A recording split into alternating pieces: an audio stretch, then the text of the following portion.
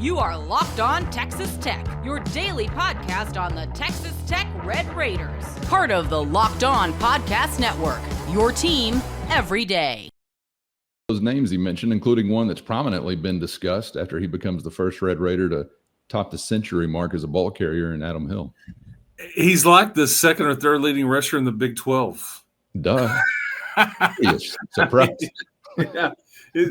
The path to that is obviously, again, all about context. As we the often heir say. to the Taj Brooks throne.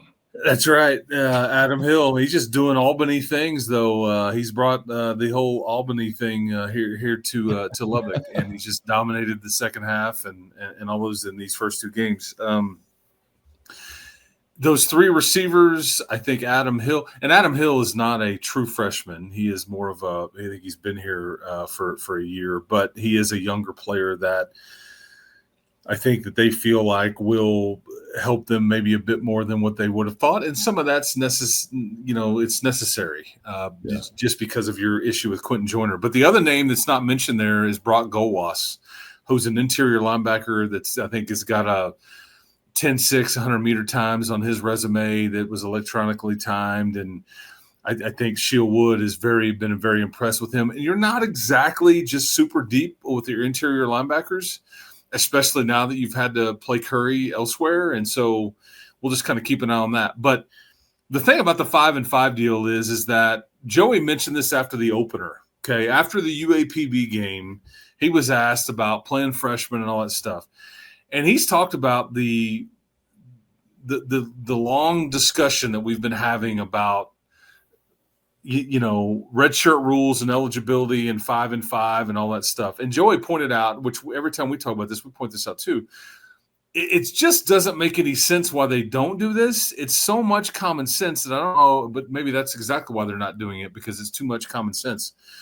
But all the waivers that get filed and all the junk and paperwork you have to fight through, it just eliminates so much of that. And it's just a clearer picture for everybody, because you're basically are saying you can play 4.5 years, but not a full 5. Like, what are we doing? And it just doesn't really jive or make any sense, because you're in so many ways, you're really not doing the program right. And you're also not doing the student athlete right, really.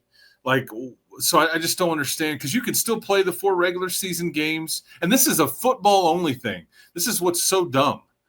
And that's why in many ways, at least football, they've bent a little bit, but like in basketball, I mean, it's you step on the floor in a game and it's like, hey, you're triggered, unless you get a medical issue. And then again, we're back to the waiver thing, or we could just give everybody 5-5 and be done with it and think like normal people.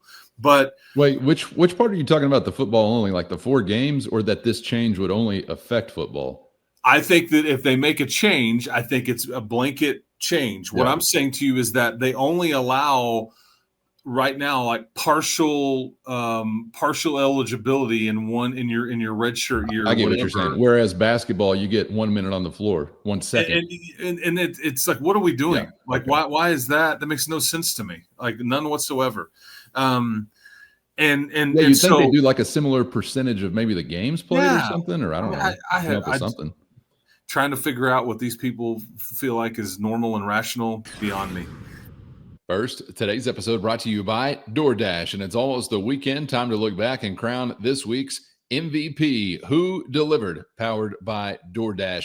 And just like you can win every Saturday with DoorDash Streaks, saving more every time you order, these players delivered when it mattered most. This week for Texas Tech, it was the QB, Baron Morton, 16 for 18, 201 yards, 4 touchdowns, no interceptions, only 1 hyperextended limb. You can't ask for much more than that. And just like Baron Morton delivered for the Red Raiders, DoorDash delivers for your Saturdays. And DoorDash Streaks, that's going to help you save every Saturday you order, so you can stack it up all season long and wind up saving up to $250, including $100 in DoorDash credits. Order this Saturday, keep the streak alive, and keep the winning alive by fueling your game day only with DoorDash. Terms apply. Promotional period through November 18th.